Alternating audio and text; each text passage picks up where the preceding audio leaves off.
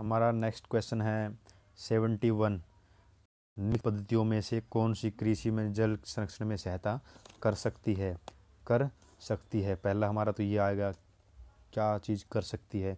पहला ऑप्शन है भूमि की कम और शून्य जुताई कर सकती है, खेत में सिंचाई के पूर्व जिप्सम का प्रयोग, फसल अवशेष को खेत में ही रहने देना। देखो हम इसमें एक नॉलेज के साथ साथ बेसिक कॉमन सेंस का भी यूज कर सकते हैं। भूमि की कम और शून्य जुताई, हमें पता है कि अगर जुताई करेंगे, ज़्यादा करेंगे तो इससे हमारे जो मिनरल हैं या जो खनिज भूमि की उर्वरा शक्ति है वो कमज़ोर हो जाती है। इसलिए राइट पहला ऑप्शन तो हमारा सही है। अगर पहला ऑप्शन सही है तो हम बी को एलिमिनेट कर सकते हैं। नेक्स्ट ऑप्शन हमारा फसल, ऑप्शन 3 देखते हैं, फसल अवशेष को खेत में रहने देना। देखो हमको पता है अगर हम पराली जैसे अवशेषों को जलाते हैं इससे भूमि की उर्वरता कमज़ोर होती है। अगर उसी फसल अवशेष को भूमि के साथ जुताई कर देते हैं तो इससे फसल ज़मीन की उर्वरता शक्ति बढ़ जाती है। तो इसका ऑप्शन सी हमारा ठीक ओके नाम है, ऑप्शन 3 हमारा सही होता है। 3 ऑप्शन इसमें सी में और डी में है तो इससे हमारा ए और एलिमिनेट हो जाता है। अब बात आती है ऑप्शन 2 की, खेतों में सिंचाई के पूर्व जिप्सम का प्रयोग।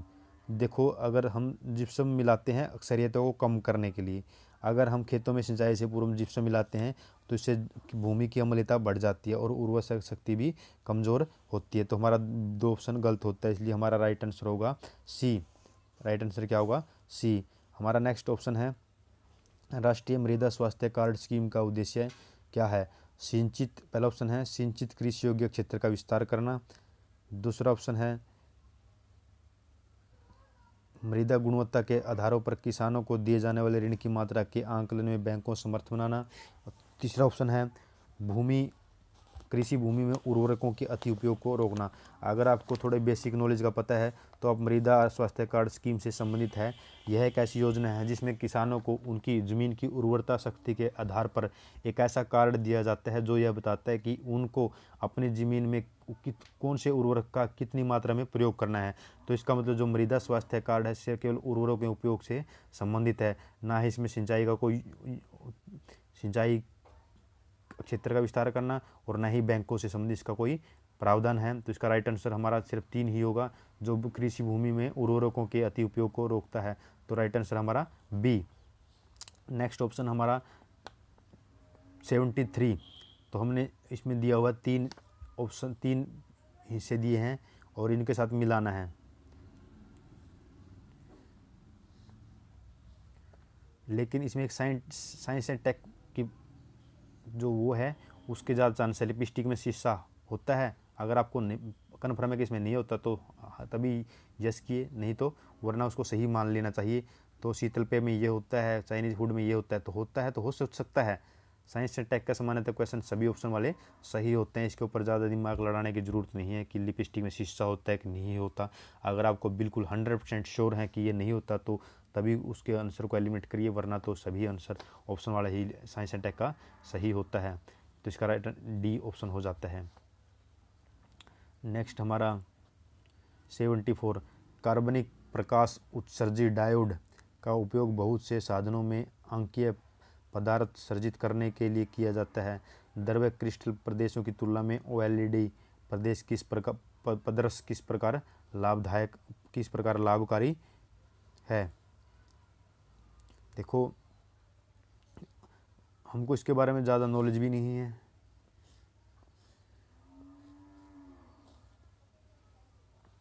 तो इसके हम स्मार्ट गैस के अनुसार ही सही करने की कोशिश करेंगे।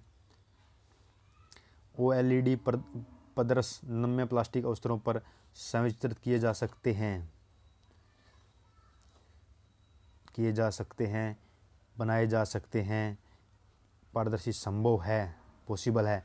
तो मैंने आपको कहा था अगर साइंस एंड टेक का क्वेश्चन हो और कैन, पॉसिबल, ये है सामान्यतः लाइन, कैन कर सकता है, पॉसिबल संभव हो सकता है, विल नहीं दिया इसने कि होगा, तो ये सभी सही होने के चांस ज़्यादा हैं।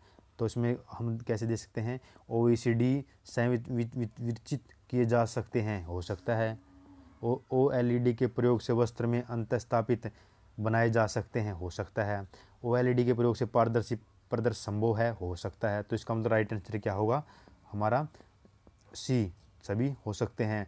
नेक्स्ट क्वेश्चन हमारा, निम्नलिखित में कौन सा से सूर्य मंदिरों के लिए विख्यात हैं। देखो मैं आपको इसमें ट्रिक बताता हूँ। अगर आपने ये नहीं सुना कि अरसवल्ली क्या है, अमरकंटक क्या है और ओंकारेश्वर क्या है, लेकिन हम इसमें एक ट्रिक यूज कर सकते हैं। क्या? ओंकारेश्वर। ओंकारेश्वर सामान्यतः शिव जी संबंधित होता है, शिव जी से संबंधित होता है। जो ओंकारेश्वर है वो शिव जी से संबंधित है। इसी कारण क्या है, इसके जो ऑप्शन 3 को एलिमिनेट करके, क्योंकि सूर्य मंदिर न होकर शिव जी का मंदिर है, तो ऑप्शन 3 एलिमिनेट करने के कारण ही हमारे बी और सी डी चले जाते हैं। तो हमारा राइट आंसर क्या होगा? A, only one.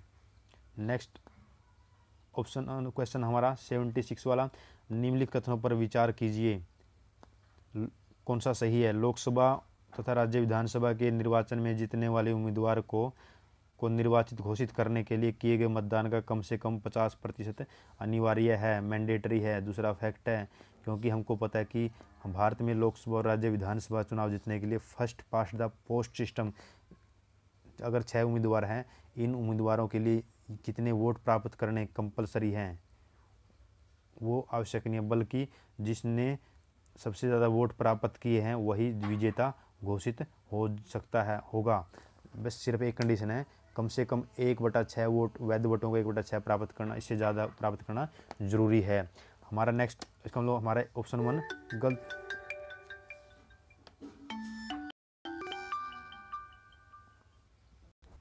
तो हमारा नेक्स्ट ऑप्शन है, इसका मतलब हमारा ऑप्शन 1 गलत हो जाता है। तो इससे हमारा 1 और सी ए और सी कट जाता है। नेक्स्ट ऑप्शन है हमारा, भारतीय के संविधान में अधिकथित उपबंधों के अनुसार लोकसभा में अध्यक्ष का पद बहुमत वाले दल को दिया जाता है और उपाध्यक्ष का पद विपक्ष को जाता है। देखो इसमें क्या कहा है, भारत के संविधान में अधिकथित उपबंधों के अनुसार, ये ट्रैप बनाया हुआ है। क्या बनाया हुआ है? ट्रैप बनाया हुआ है कि संविधान में ऐसा लोक नहीं है, ये सिर्फ एक परंपरा बनी हुई है कि लोकसभा का अध्यक्ष बहुमत दल वाले को दिया जाता है और उपाध्यक्ष का पद विपक्ष को दिया जाता है। संविधान में इसका कोई प्रावधान नहीं है। तो हमारा बी ऑप्शन भी गलत हो जाता है। राइट आंसर क्या होगा? डी। नेक्स्ट हमारा 1991 में, भारत में 1991 में आर्थिक नीतियों के उदारीकरण के बाद घटित हुआ जीडीपी में कृषि का अंश त्वरित रूप से बढ़ गया। विश्व व्यापार में भारत के निर्यात का अंश बढ़ गया। एफडीआई का अंतर्प्रभाव बढ़ गया। भारत का विदेशी विनिमय त्वरित रूप से बढ़ गया। अगर हम इसमें देखें तो जीडीपी में कृषि का अंश त्वरित रूप से बढ़ गया, क्योंकि हमको पता है कि जब वैश्वीकरण हुआ उसके बाद जीडीपी की कृषि के अंश में कटौती हुई, बल्कि औद्योगिक अंश के अंश में, औद्योगिक क्षेत्र के अंश में वृद्धि हुई। इसका मतलब हमारा ऑप्शन 1 गलत है। ऑप्शन 1 गलत होने के बाद ऑप्शन 1 और ऑप्शन डी हमारा कट जाता है। हमारे पास बचते हैं ऑप्शन बी और ऑप्शन सी, 2, 3 और 2, 3, 4। हमारे 2, 3 तो कॉमन है। इसका मतलब भारत का निर्यात बढ़ा था, ये सही है, और एफडीआई में बढ़ोतरी हुई थी, ये भी सही है, और भारत का विदेशी जो विनिमय भंडार है वो भी बढ़ गया था, और वर्तमान में भारत का विदेशी विनिमय भंडार इतना हो गया कि भारत 11 महीने तक अगर विश्व से कटा रहता है तो वह अपनी आवश्यकताओं की पूर्ति कर सकता है। इसका मतलब राइट आंसर होगा हमारा बी। 78, कायिक कोशिकाएं न्यूक्लिक अंतरण प्रौद्योगिकी का अनुप्रयोग क्या है? ये मैंने आपको पहले भी बताया था। ये क्वेश्चन है, कायिक कोशिकाएं अन्यूक्लिय अंतरण प्रौद्योगिकी। 4 ऑप्शन है, अगर आपको बिल्कुल पता है तो करें, वरना इसको छोड़ सकते हैं। लेकिन हम देखते हैं, कायिक कोशिका न्यूक्लियर अंतरण प्रौद्योगिकी, somatic cell nuclear transfer technology, इसका संबंध है जंतुओं के जन्य क्लोनिंग से संबंधित। हमारा नेक्स्ट क्वेश्चन है,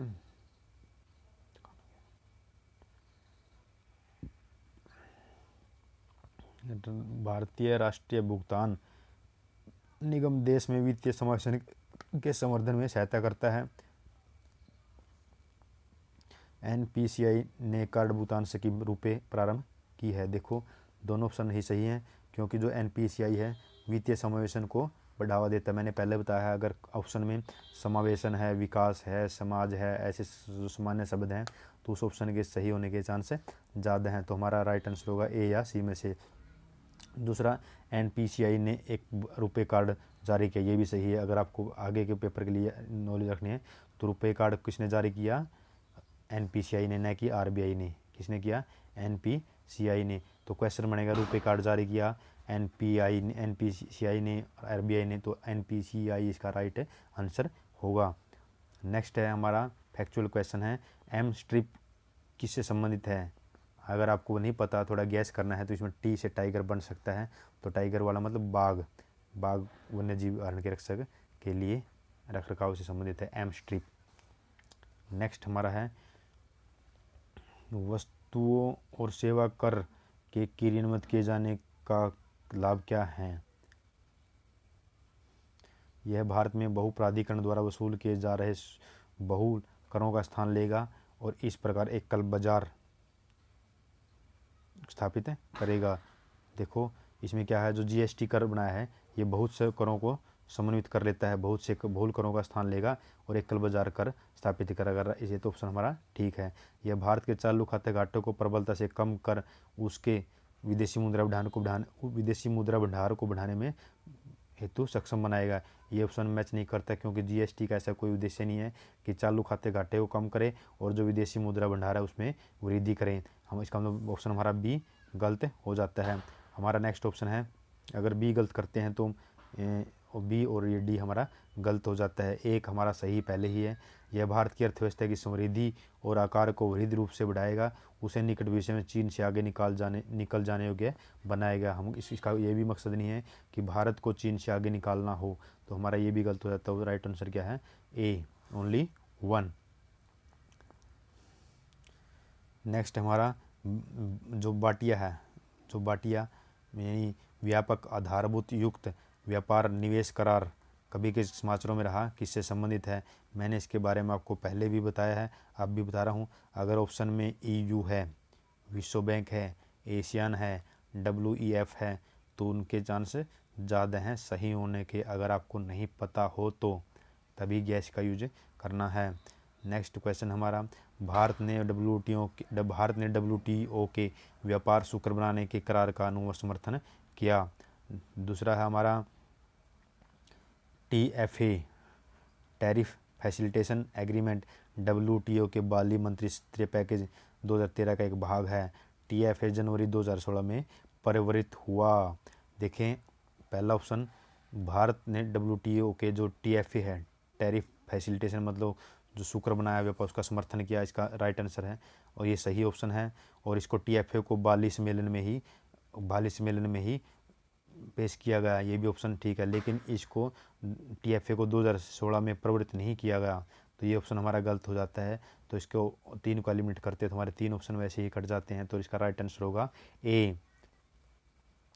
भारत में चाबहार बंदरगाह विकसित करने का क्या महत्व है? चाबहार बंदरगाह आपको पता है ये ईरान के तट पर है, जो कि भारत को पाकिस्तान अफगानिस्तान जैसे देशों की निर्भरता को कम कर, चीन पर निर्भरता को कम कर डायरेक्ट जो यूरोप के देश तक पहुँच सुनिश्चित करता है। इसका राइट आंसर है अफ्रीकी देशों से भारत के व्यापार में अपार वृद्धि होगी। दूसरा, तेल उत्पादक अरब देशों से भारत के संबंध सुदृढ़ हो गए।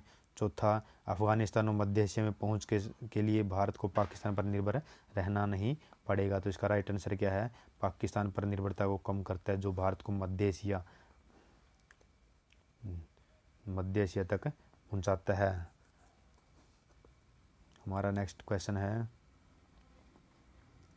भारत में साइबर सुरक्षा घटनाओं पर रिपोर्ट करना निम्नलिखित में से किसके लिए विधिवत अधिदेशात्मक है? सेवा प्रदाता, डेटा सेंटर और कॉरपोरेट निकाय।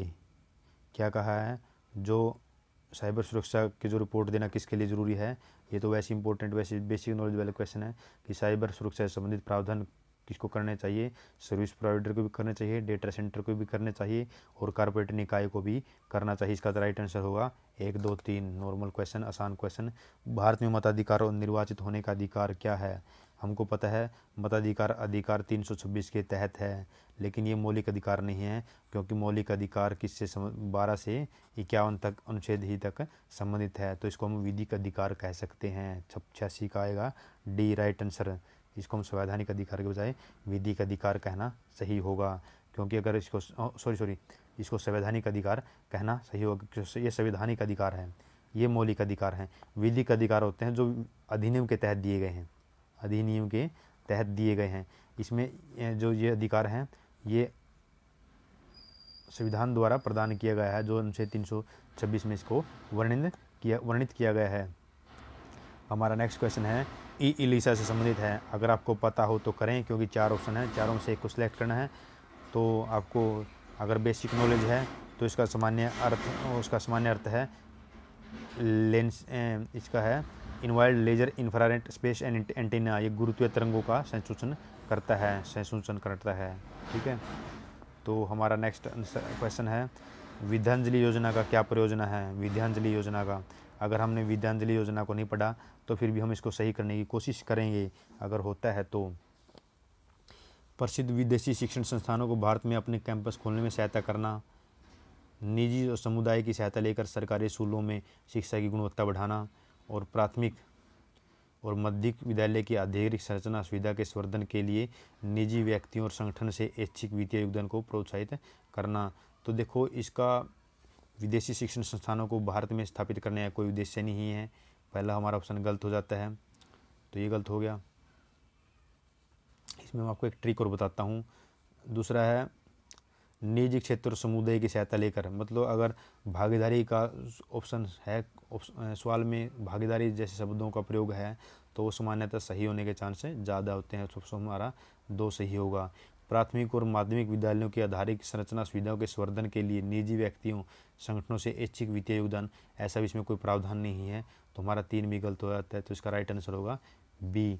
अगर मैं आपको एक ट्रिक बताता हूँ, अगर 4 ऑप्शन में से 2 ऑप्शन ऐसे हैं जिसमें ओनली 1, ओनली 3 या ओनली 1, ओनली 2 आते हैं, तो उन्हीं में से चांस ज़्यादा होंगे। तो इसमें ओनली 1, 2 और ओनली 3 दिया हुआ, तो इसके इन दोनों में से हमारे आंसर के चांस ज़्यादा होते हैं, तो हमारा 50-50 पे आ जाते हैं। तो उसके बाद हम भाग्य के भरोसे भी छोड़कर ए पर लगा सकते हैं। स्मार्ट गैस का प्रयोग भी कर सकते हैं।